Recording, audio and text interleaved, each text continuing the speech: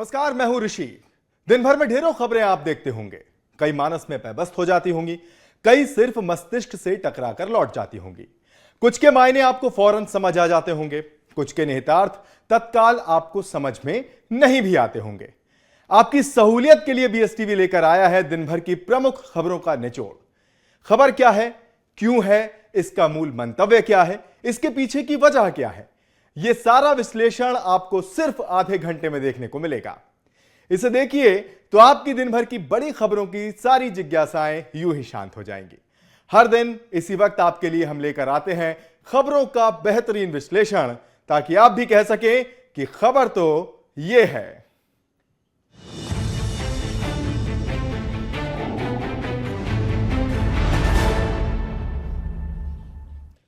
तो चलिए सबसे पहले जल्दी से एक नजर डाल लेते हैं उन खबरों पर जिनकी हम अब अगले आधे घंटे बात करेंगे। सबसे पहले जो खबर रहेगी वो ये कि मोदी का विजन, मोहन की मोहर। क्या है ये विजन, क्यों ये मोहर लगाई गई, इससे होगा क्या, कहां कहां इंपैक्ट पड़ेगा, मध्य प्रदेश के लिए ये खबर क्यों महत्वपूर्ण है, ये सब कुछ बताएंगे आपको हम मोदी का विजन, मोहन की मोहर में। इसके बाद हम बात करेंगे उस खबर की जिसकी आजकल खूब चर्चा हो रही है। खबर जुड़ी हुई है हरियाणा विधानसभा चुनाव के नतीजों से, जिसकी चर्चा मध्य प्रदेश और छत्तीसगढ़ में जमकर हो रही है। आज की जो खबर है जिसका नाम है जलेबी की जाति क्या, इसका जुड़ाव है मध्य प्रदेश के रीवा से। यह खबर क्या है, क्यों हमें यह बात कहने की जरूरत पड़ी, और जलेबी की जाति क्या के पीछे का कारण क्या है, क्यों है, यह सब कुछ इस खबर में। इसके बाद जो अगली खबर होगी वो होगी छत्तीसगढ़ से। सीएम साय का नया आवास। आज से सीएम साय ने अपने नए घर में काम शुरू कर दिया है। यह खबर भी महत्वपूर्ण है, छत्तीसगढ़ से जुड़ी हुई यह खबर, यह भी हम आपको बताएंगे। तो चलिए शुरुआत करते हैं पहली खबर के साथ। तो मोहन की मोहर लगी है मोदी के विजन पर। प्रदेश के सभी जिलों में संपत्ति के ऑनलाइन पंजीयन की सुविधा प्रारंभ हो गई है। खबर यही है। मुख्यमंत्री डॉक्टर मोहन यादव ने गुरुवार को राजधानी के कुशाभाऊ ठाकरे सभागार में आयोजित कार्यक्रम में सिंगल क्लिक के माध्यम से पंजीयन विभाग की नवीन तकनीक पर विकसित एक सॉफ्टवेयर का शुभारंभ किया। इस सॉफ्टवेयर का नाम है संपदा 2.0। नाम सुनकर आप समझ ही रहे होंगे कि यह निश्चित तौर पर प्रॉपर्टी से जुड़ा हुआ कोई विषय है। तो बिल्कुल आपने सही सुना, सही समझा, और शायद इस खबर को आप थोड़ा बहुत जान भी गए हैं। जो दर्शक इस खबर के बारे में विस्तार से नहीं जानते हैं, अब जान जाएंगे। इस नई व्यवस्था के अमल में आने से संपत्ति को लेकर किसी भी तरह के फर्जीवाड़े का संदेह नहीं रह जाएगा। जी हां, यह खबर इसीलिए महत्वपूर्ण है, इसीलिए आपके जानने के लिए जरूरी है। मौसम ऐसा है, नवरात्र चल रहे हैं, दीपावली आने वाली है, और संपत्ति के खरीदने बेचने की कई सारी जो प्रोसेस हैं वो इस वक्त चल रही होंगी निश्चित तौर पर। और ऐसे में संपत्ति को लेकर किसी भी तरह का फर्जीवाड़ा ना हो, इस वजह से यह खबर आपके जानने के लिए जरूरी है यूं तो। लेकिन इसका एक दूसरा कारण यह भी है कि मध्य प्रदेश में इस तरह की व्यवस्था देश के कुछ चुनिंदा राज्यों में शुमार हो चुकी है। मतलब मध्य प्रदेश उन कुछ चुनिंदा राज्यों में है जहां पर इस तरह की व्यवस्था है। तो संपदा 2.0 क्या है, यह हम आपको विस्तार से बताएंगे। अब जो हम आपसे बात कर रहे थे कि किसी भी तरह की फर्जीवाड़े का संदेह नहीं रहेगा, वो ऐसे कि इसके लिए प्रत्येक संपत्ति की जीआईएस मैपिंग की जाएगी, और आधार नंबर दर्ज करने के साथ ही पता चल जाएगा खरीदने वाले को कि संपत्ति का असली मालिक कौन है। तो ये जो व्यवस्था है, इसका पायलट प्रोजेक्ट 4 महीने पहले से चल रहा था। मध्य प्रदेश के गुना, हरदा, डिंडौरी और रतलाम जिलों में इसका प्रयोग चल रहा था, एक पायलट प्रोजेक्ट, कि इसके जो ट्रायल एंड एरर हैं वो निकलकर सामने आ जाएं, और ये प्रयोग सफल रहा। इस प्रयोग के सफल रहने के बाद अब मध्य प्रदेश के सभी जिलों में इसे लागू किया जा रहा है। संपत्ति पंजीयन की प्रक्रिया को डिजिटल बनाने की दिशा में राज्य शासन का ये एक महत्वपूर्ण कदम है। इसके साथ ही प्रदेश में रजिस्ट्री के नए नियम भी लागू किए जाएंगे। ये देश में पहली बार पूरी तरह पेपरलेस और फेसलेस पंजीकरण की सुविधा होगी जो लोगों को दी जा रही है। तो जो बात मैं आपसे कह रहा था कि मध्य प्रदेश उन चुनिंदा राज्यों में है जहां पर पेपरलेस और फेसलेस पंजीकरण की सुविधा शुरू हो चुकी है, और ऐसा देश में पहली बार हो रहा है। यानी मध्य प्रदेश ने एक मॉडल स्थापित किया है संपत्ति खरीदने और बेचने को लेकर। तो अब आपके जहन में यह सवाल भी उठ रहा होगा कि संपदा 2.0 है क्या, ये काम कैसे करेगी, इससे मुझे क्या फायदा होगा। तो चलिए आपके काम की बात बताते हैं कि संपदा 2.0 कैसे आपकी कई सारी चीजों को आसान बना देगी और इसमें क्या क्या चीजें खास हैं आपके लिए। तो प्रदेश के सभी जिलों में इस सुविधा का लाभ एक साथ मिलना शुरू हो चुका है, ये पहले आप जान लीजिए। अब रजिस्ट्री और प्रॉपर्टी खरीदने के लिए आप घर पर बैठकर ही रजिस्ट्रेशन कर सकते हैं, यानी ई पंजीयन होगा। इसके लिए आपको किसी दफ्तर के चक्कर काटने की जरूरत नहीं है। इस ई पंजीयन के साथ आप ई साइन और डिजिटल सिग्नेचर का इस्तेमाल करें और फिर अपनी प्रॉपर्टी को, जो प्रॉपर्टी आप खरीदना चाहते हैं, उसे खरीद सकते हैं। इसके अलावा इस पूरे पोर्टल के जरिए, संपदा 2.0 के जरिए प्रॉपर्टी खरीदने वाले को पूरी जानकारी मिलेगी, जैसे कि उस पर्टिकुलर प्रॉपर्टी पर कोई लोन तो नहीं है, अगर लोन है तो वो कितना बाकी है, वो संपत्ति विवादास्पद तो नहीं है। तो ये तमाम सारी चीजें, मेन जो रहता है वो यही रहता है कि कोई लोन तो उस प्रॉपर्टी पर नहीं है, तो ये जानकारी मिल पाएगी। कस्टोडियम डिपार्टमेंट से प्रॉपर्टी की पहचान संभव हो सकेगी, ये भी एक बड़ी बात है। इसके अलावा संपदा 2.0 सॉफ्टवेयर द्वारा संपत्तियों का अंतरण, यानी ट्रांसफर जिसे बोलते हैं, वो संपत्तियों का ट्रांसफर आसान हो जाएगा।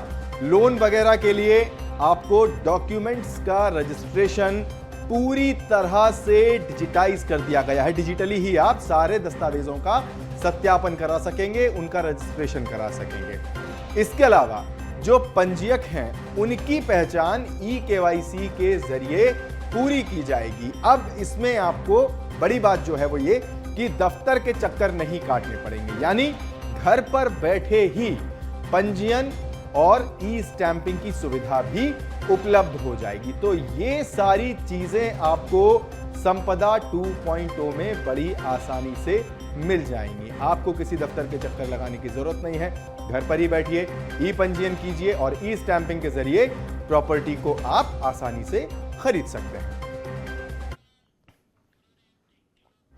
अब ये सारा प्रोसेस होगा कैसे, ये आपने जहन में ये भी बात आ रही होगी कि ई रजिस्ट्रेशन की बात हम कर रहे हैं, ई सिग्नेचर की बात कर रहे हैं। तो इसके लिए इस्तेमाल होंगे डिजी लॉकर्स, व्हाट्सएप, ईमेल। दस्तावेजों की ई कॉपी आपको इन अलग अलग जगहों पर उपलब्ध हो जाएगी। जो डिजी लॉकर है, यहां पर आपको दस्तावेजों की ई कॉपी मिल जाएगी। इसके अलावा जो रजिस्टर्ड नंबर आपका होगा व्हाट्सएप का, वहां पर वो कॉपी आ जाएगी। इसके अलावा एक ईमेल भी आपको देना होगा, वो कैसे होगा उस पर भी हम आगे बात करेंगे। लेकिन इन तमाम चीजों से, इन तमाम तरह से ई कॉपी जो है वो आपको उपलब्ध हो जाएगी। इसके अलावा सबसे बड़ी चीज ये कि ई स्टाम्प भी आप जनरेट कर सकते हैं। ये सुविधा भी संपदा 2.0 में दी जा रही है। संपत्ति को सर्च करने की जो प्रोसेस है वो अब और ज्यादा सरल हो गई है।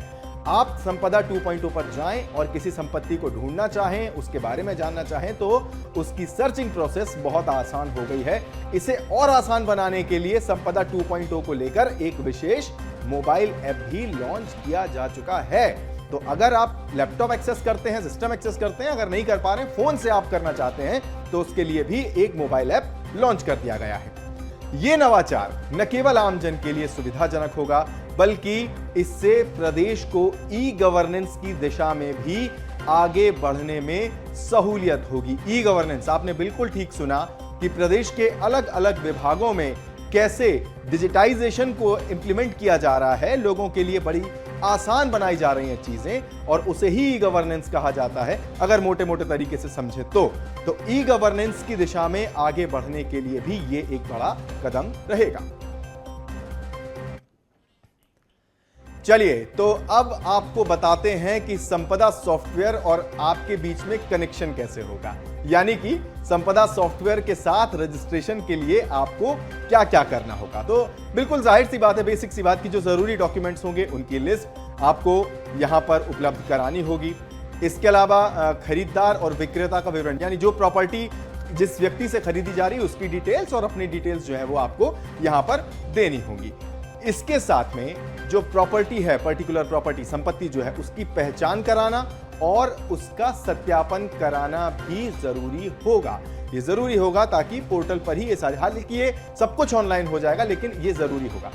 इसके अलावा स्टैंप शुल्क, रजिस्ट्रेशन फीस का कैलकुलेशन होगा, ये सब होगा। इसके बाद रजिस्ट्री ड्राफ्टिंग होगी, वीडियो ई-केवाईसी होगी, उसके बाद पेमेंट होगा।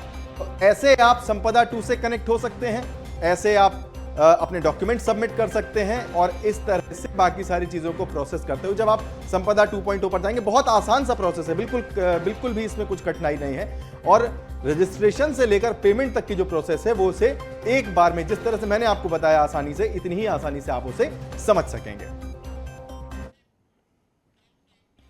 और अगर आपको लगता है कि नहीं, फिजिकल प्रेजेंस जरूरी है, जाना जरूरी है, तो उसके लिए आप इसी ऐप के जरिए कार्यालय आधारित स्लॉट बुकिंग कर सकते हैं। इसमें होगा क्या कि जो पक्षकार हैं, यानी जो खरीदने वाला व्यक्ति है और जो बेचने वाला व्यक्ति है, वो उन दोनों को फिजिकल प्रेजेंस से रजिस्ट्रेशन का स्लॉट मिल जाएगा। फेसलेस, नॉन इंटरेक्टिव और इंटरेक्टिव प्रोसेस ये दोनों ही हैं और इनके जरिए AI असिस्टेंट से वीडियो केवाईसी आधारित पार्टी की लाइवलीनेस की जांच होगी। फेसलेस नॉन इंटरेक्टिव प्रोसेस में रजिस्ट्रेशन के लिए वीडियो सर्टिफिकेशन के बाद प्रेजेंट किया जाएगा और फेसलेस इंटरेक्टिव प्रोसेस में पक्षकार, यानी जो खरीदने वाला व्यक्ति है, वो वीडियो इंटरेक्शन के लिए स्लॉट बुक कर सकेगा। प्रॉपर्टी खरीदने में एक बड़ा पहलू यह भी रहता है, कई बार आप सोचते होंगे कि फला प्रॉपर्टी हम खरीद रहे हैं, इसकी एग्जैक्ट वैल्यू क्या होगी। उसके लिए आप किसी इवैल्यूएटर की मदद लेते हैं, फिर आप उस प्रॉपर्टी का मूल्यांकन करते हैं।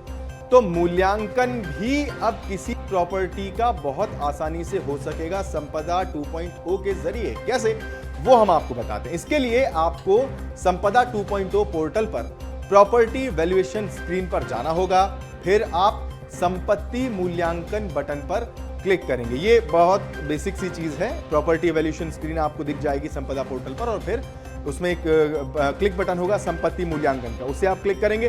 प्रॉपर्टी खोजने के लिए एक विकल्प चुनेंगे, उसमें आपके जिले, आपके शहर और खसरा क्रमांक वगैरह की जानकारी होगी, वो उसके जरिए आप अपनी प्रॉपर्टी को खोज सकते हैं। प्रॉपर्टी आईडी को पता करने के बाद आप उसे सबमिट करेंगे। इसके बाद मैप पर संपत्ति को पहचानेंगे और उसे पिन करेंगे। जैसे कि आप अपने लिए कोई बाइक या कार बुक करते हैं जब किसी ऐप के जरिए, रेंटल कार या बाइक, और फिर उसे लोकेशन बताने के लिए उस पिन को जो आप लेकर जाते हैं, या जब खाना ऑर्डर करते हैं उस तरह से, तो ठीक वैसे ही आपको उसे पिन करना है, उस संपत्ति को वहां पर पिन कर देंगे। इस तरह से वो पहचान हो जाएगी उसकी। फिर प्रॉपर्टी का आवश्यक विवरण दर्ज करना पड़ेगा कि प्रॉपर्टी किस रूप में है और कहां पर है। किस रूप में का मतलब कि उस पर कोई कंस्ट्रक्शन पहले से है, या फिर वो खेत है, या फिर वो खाली पड़ी हुई लैंड है, वहां पर कोई और तरह का कंस्ट्रक्शन तो नहीं है, इस तरह की चीजें, और वो कहां पर है, ये सब कुछ पिन करने के बाद उसमें आसानी से देखा जा सकेगा। इसके बाद प्रॉपर्टी की गाइडलाइन से बाजार मूल्य की गणना करें। प्रॉपर्टी की गाइडलाइन संपदा 2.0 पर दी गई है। ये गाइडलाइन बाजार मूल्य पर क्लिक करने के बाद आपके सामने आ जाएगी और फिर इसको देखकर यूजर जो है वो अपनी प्रॉपर्टी का एवैल्यूएशन कर सकते हैं और उसके बाद इसका जो प्रिंट है वो भी अपने पास निकाल कर रख सकते हैं।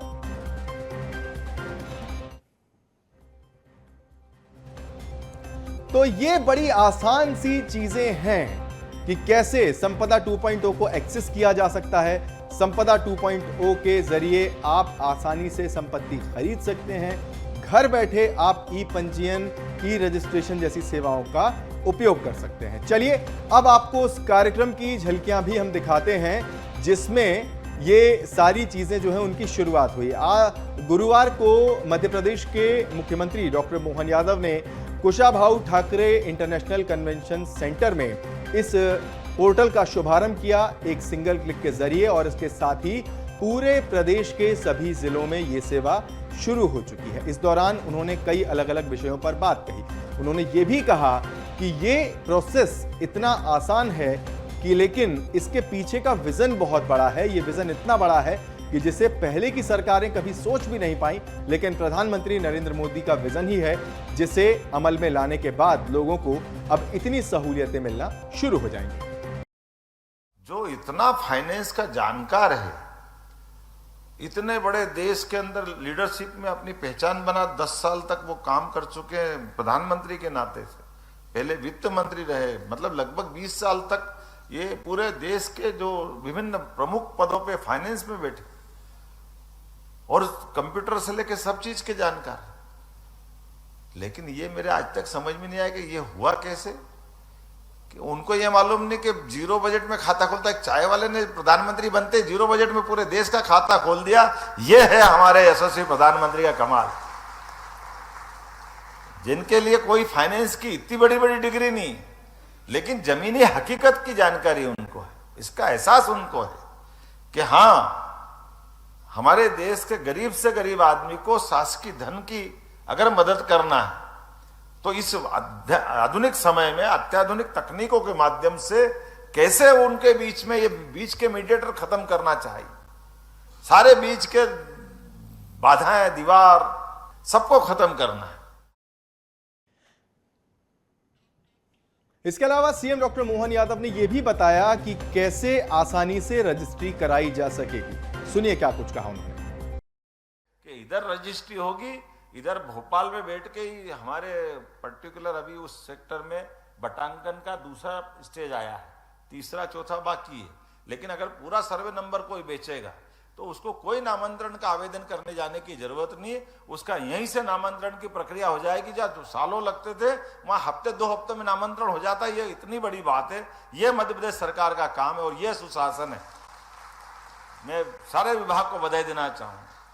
2 विभाग अलग अलग है, राजस्व विभाग अलग है, पंजीयन विभाग अलग है, लेकिन दोनों ने मिलकर के इधर एक सरकार का मतलब तो यही है, हमारे शरीर में कोई है कहीं भी पिन चुभाए तो दर्द तो पूरे शरीर को होना चाहिए। सिस्टम में ये कष्ट थे तो सिस्टम के कष्ट का निराकरण करना भी इस विभाग ने निकाला। इधर पंजीयन होगा, उधर नामांतरण होगा। और जैसा कि थोड़ी देर पहले हमने आपको बताया भी था कि आप खुद ही ऑनलाइन पंजीयन कर सकेंगे, इसके लिए आपको अलग से परेशान होने की जरूरत नहीं है। इसे लेकर सीएम डॉक्टर मोहन यादव ने क्या कुछ कहा, आइए अब आपको सुनाते हैं। अब तो आप जहां बैठो वहां से प्रॉपर्टी, आप कितना अच्छा लगता है। पहले बड़ा झंझट, जाके बैठो। और मैं तो कई बार ये मन में लगता था कि जहां रजिस्ट्रियां होती है, लाखों का लेन देन होता है, जरा अभी जहां भी अभी चलते हो तो वहां बिठा के लाखों का लेन, जरा पानी वानी पिलाने वाला तो कोई रहे, ढंग ढंग से बिठाए तो सही। वहां ऐसा लगता है कि कोई फालतू की कोई विभाग आ गया, लेकिन इतना अच्छा विभाग हमारा, इतना लाखों का लेन देन करता है। हमारे वित्तीय व्यवस्था में बहुत बड़ा रोल आपका रहता है, लेकिन वहां की व्यवस्थाओं पे प्रश्न था। लेकिन आपने तो ताली लगा दिया, यहीं से कर दो रजिस्ट्री, काम ही खत्म कर दिया। ये और बड़ा काम हो गया, जोरदार ताली बजाइए। आने वाले समय में चिंता मत करना, कोई रास्ता निकालेंगे जो इससे पंजीयन से जुड़े हुए लोग बेचारे हमारे स्टाम्प वेंडर की चिंता हो जाएगी। मेरी चिंता उनके साथ भी है, लेकिन इस सिस्टम में जो बदलाव आया, ये मैं आपको बधाई देना चाहूंगा। हालांकि आपको बताने के बीच में एक बात मिस हो गई, लेकिन अब उसका जिक्र करना यहां पर जरूरी है, वो आप भी जान लीजिए। जिले में, प्रदेश में, देश में ये सब कुछ आसानी से एक्सेसिबल होगा, लेकिन इस पूरी खबर में जो सबसे बड़ी और सबसे महत्वपूर्ण बात है, और जो शायद मध्य प्रदेश में एक नवाचार के रूप में पहली बार हो रही है, वो ये कि विदेश से भी संपत्ति की खरीदी और बिक्री हो सकेगी। ये आज के दिन की एक बहुत बड़ी और महत्वपूर्ण बात है। सीएम ने क्या कुछ कहा वो सुनाते हैं पहले। लेकिन इस सिस्टम में जो बदलाव आया, ये मैं आपको बधाई देना चाहूंगा कि जिसके माध्यम से आप कोई हांगकांग में बैठा है, कितना अच्छा लग रहा है। हमारे चंद्रावत जी वकील साहब वहां से बैठ के बात कर रहे हैं, अपनी प्रॉपर्टी सेल कर रहे हैं, परचेस कर रहे हैं। एक प्रश्न जरूर मैंने उछाल दिया कि भैया तुम्हारा रिटर्न कहाँ जमा होगा, लेकिन वो देश का तो देश में होगा, अच्छी बात है। वो अपने उस देश में जहां बैठे वहां अभी ये नियम लागू नहीं हुआ, ये बड़ी बात है, लेकिन हमारे यहाँ लागू हो गया। एक हमारी माताजी कहाँ से दिल्ली से बैठ करके अपनी पावर अपनी देकर अपनी प्रॉपर्टी के संबंध में निर्णय ले रहे।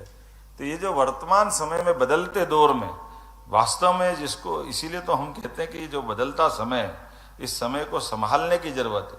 और इसी में इस सॉफ्टवेयर के माध्यम से हमारे सभी गाइडलाइन, दस्तावेज में लगने वाला शुल्क वगैरह सब संपदा पोर्टल से सबकी जानकारी मिल जाएगी।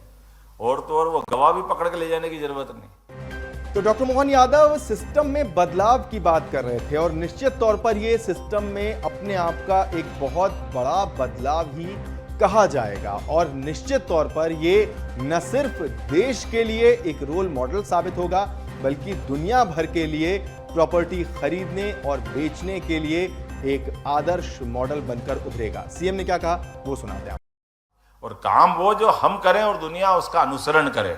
और मुझे इस बात की खुशी है कि जब प्रदेश को देश में नंबर 1 लाना है तो ऐसे नवाचार भी करना जिसके माध्यम से मध्य प्रदेश नंबर 1 पे आएगा, पूरा देश हमको फॉलो करेगा। मुझे इस बात का गर्व है मध्य प्रदेश के अपने इस सब नवाचार को लेकर के।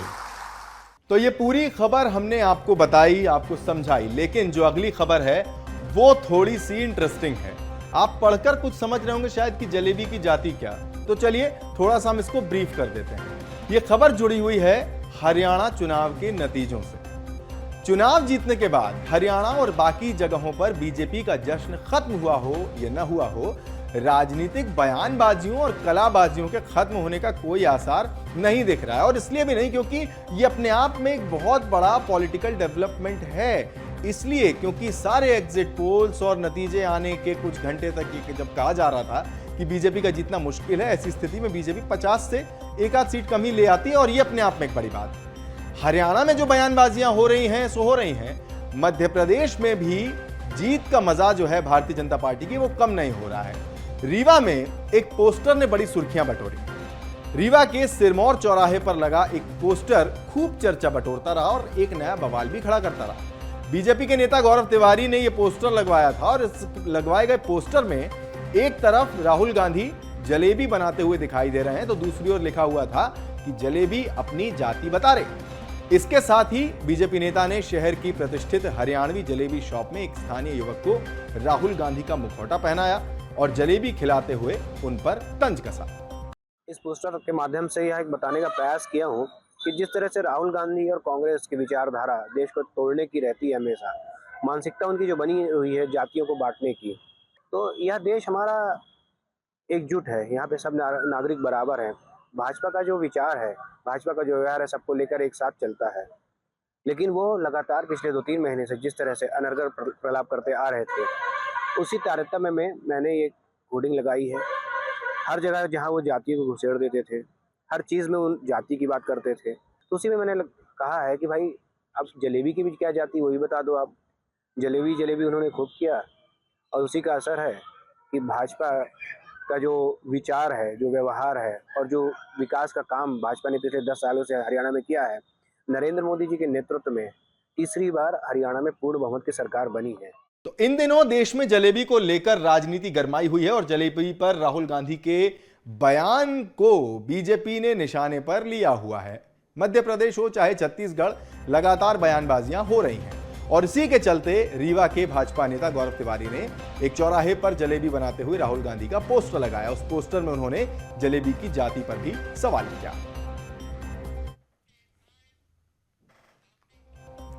तो हरियाणा में एक चुनावी सभा के दौरान राहुल गांधी ने मंगत राम की जलेबी को फैक्ट्री तक पहुंचाने की बयानबाजी की थी। इसके बाद से ही जलेबी पर राजनीति करते हुए भाजपाइयों ने उनके इस बयान का पूरे चुनाव में उपयोग किया, जिसका परिणाम आपने हमने सभी ने देखा और भाजपा की रिकॉर्ड जीत हुई।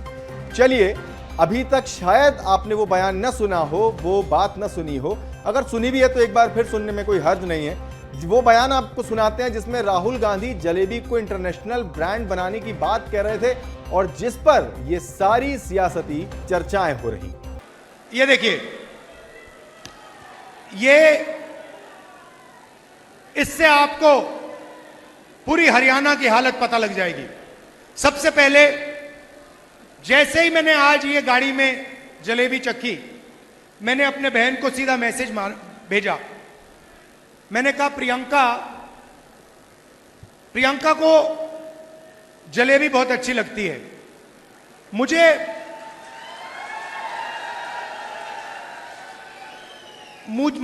आमतौर से दूसरी मिठाई अच्छी लगती है, मगर जैसे मैंने ये जलेबी चखी, मैंने प्रियंका को सीधा मैसेज मारा। मैं पढ़ लेता हूं जो मेरे फोन पे है। मैंने कहा, प्रियंका, आज मैंने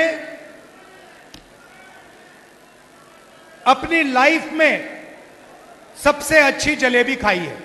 और चलिए अब एक खबर छत्तीसगढ़ से भी ले लेते हैं और आपको बताते हैं कि खबर रायपुर से है। नए सीएम हाउस से सीएम विष्णुदेव साय ने काम शुरू कर दिया। सीएम विष्णुदेव साय ने सोशल मीडिया साइट पर पोस्ट करते हुए ये जानकारी दी। नया रायपुर स्थित नए मुख्यमंत्री निवास में विधिवत रूप से उन्होंने कामकाज की शुरुआत की। ये निवास प्रदेश की 3 करोड़ जनता का निवास है, ऐसा उन्होंने कहा और साथ ही ये भी लिखा कि इस निवास के दरवाजे जनहित के लिए सदैव खुले हुए हैं। मुख्यमंत्री विष्णुदेव साय ने नवा रायपुर सेक्टर 24 स्थित अपने निवास कार्यालय में विधिवत कामकाज की शुरुआत की।